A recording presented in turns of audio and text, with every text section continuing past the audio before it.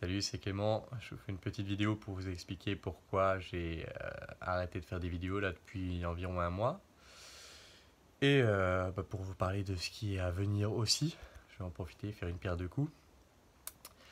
Alors déjà, pour ceux qui ne connaissent pas ma stratégie, je sais que je l'ai dit ici et là, mais ma stratégie pour YouTube, ça a toujours été la même, et pour mon entreprise en général, ça a toujours été la même. C'est euh, qu'est-ce que je dois faire pour que dans 10 ans, quand ils auront tous arrêté, moi je serai encore là.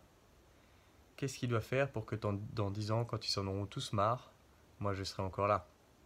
Parce qu'on voit pas mal de coachs dans le milieu arrêter pour faire du coaching professionnel, c'est-à-dire des trucs comment réussir votre entreprise ou des choses comme ça, parce que tout simplement ils deviennent blasés, soit du contenu, soit de la manière dont ils l'ont fait. Enfin, je ne vais pas citer de nom, mais je pense à quelqu'un qui a arrêté de faire des vidéos récemment et qui dit dans cette vidéo où il annonce qu'il arrête, qu'il se forçait à faire des vidéos et qu'il en a eu marre de se forcer. Et je pense à d'autres où je sais que s'ils ont arrêté, c'est parce qu'ils supportent plus de parler de ce sujet, quoi. Et, euh, et moi, ma stratégie, ça a toujours été de réfléchir à comment je pouvais travailler pour que ça ne m'arrive pas, que j'en ai marre de me forcer à faire des vidéos et que j'en ai marre de parler du sujet. Alors, comment faire pour ne pas en avoir marre de me forcer à faire des vidéos? C'est simple, je ne me force pas à faire des vidéos. Donc quand je suis dans une période où je sens que j'ai pas envie de faire de vidéos, j'en fais pas. Bien sûr que je perds de la visibilité, bien sûr que je perds en dynamique dans ma chaîne, mais c'est pas grave parce que du moment que dans 10 ans je suis encore là, je serai quand même plus haut que ce que j'étais quand j'ai arrêté. Et deuxièmement, ne pas être saoulé du contenu? Eh bien, c'est justement d'aller toujours chercher la profondeur, d'aller toujours essayer de comprendre plus profondément ce qui se passe. Et en fait, quand on travaille sur l'être humain, entre guillemets, c'est tellement immensément complexe et profond que si on s'intéresse à la profondeur, on ne peut jamais être saoulé du sujet. Parce qu'on se rend compte que... c'est pour ça que je fais beaucoup de vidéos où je dis avec un client, voilà ce qui s'est passé. Parce que même si il y a des similarités entre les clients, chaque client est infiniment différent des autres. L'histoire qui l'a amené là où il est, qui l'a amené dans les difficultés dont il fait face, même si ça ressemble à 99% à l'histoire d'un autre, c'est pas exactement la même. Et c'est ce petit pourcent de pas exactement la même histoire qui va faire que lui il est bloqué alors qu'un autre a réussi à se débloquer par exemple. Ou qu'une méthode a marché pour un autre et que quand il essaie d'appliquer la même pour lui, ça marche pas. Et donc c'est ça qui moi me garde impliqué dans le sujet, c'est vraiment d'essayer de comprendre le sujet en profondeur et avec minutie. Et quand on s'applique à cette minutie, on se rend compte qu'on ne peut jamais avoir fait le tour du sujet, parce qu'il y a toujours à apprendre. Et donc ces derniers temps, j'avais beaucoup de travail pour la fac. Je me suis jamais posé la question de combien de clients je peux avoir en même temps.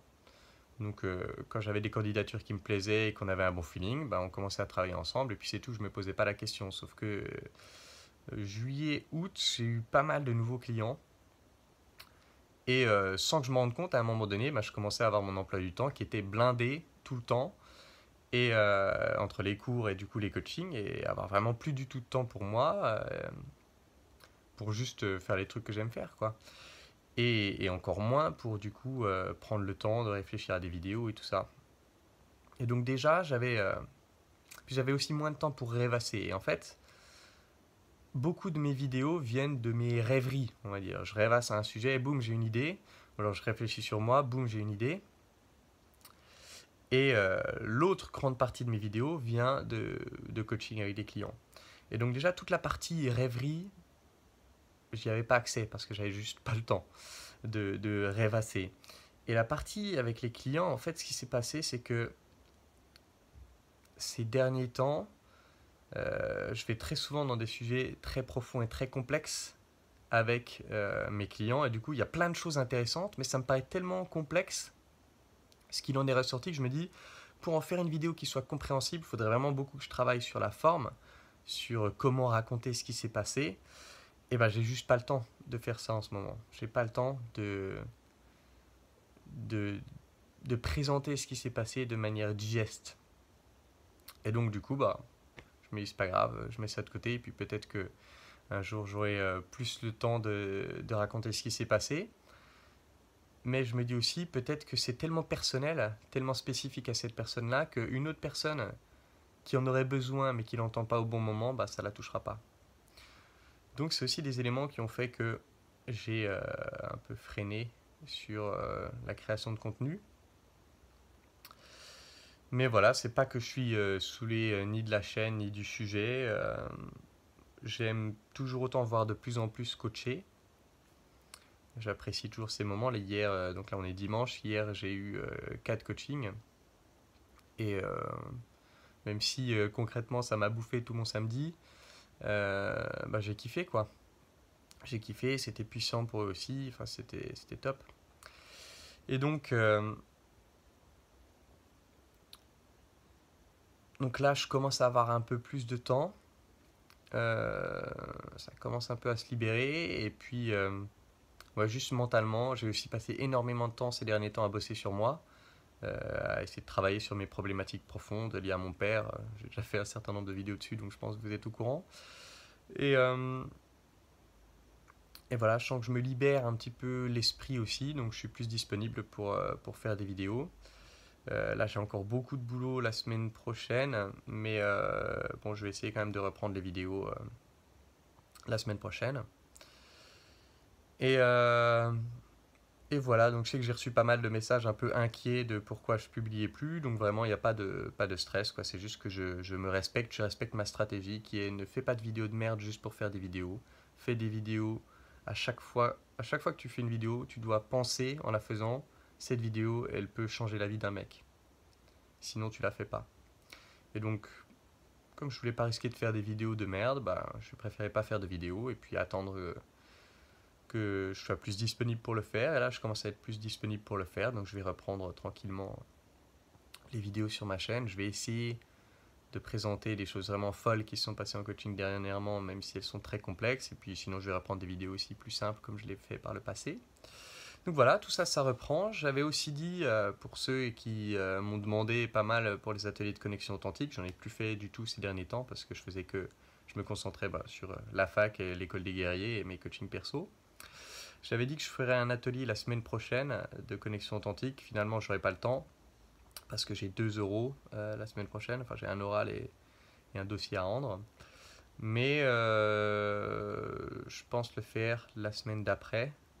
Donc, je vais encore réfléchir là dans les jours à venir. Mais je pense faire un atelier de connexion authentique dans 2 semaines. Donc, si vous voulez vraiment travailler avec ça, c'est l'occasion parce que ce sera le premier et du coup le seul atelier de connexion authentique que je vais faire de l'année. Et donc le seul qui est accessible et qui vous permet de découvrir ce que c'est sans avoir à vous lancer dans un gros coaching. Donc si vous voulez travailler avec moi, si vous voulez découvrir vraiment la puissance de cette approche qu'est la connexion authentique, je vous invite à venir à cet atelier. Je ferai une vidéo spécifique sur le sujet. Et puis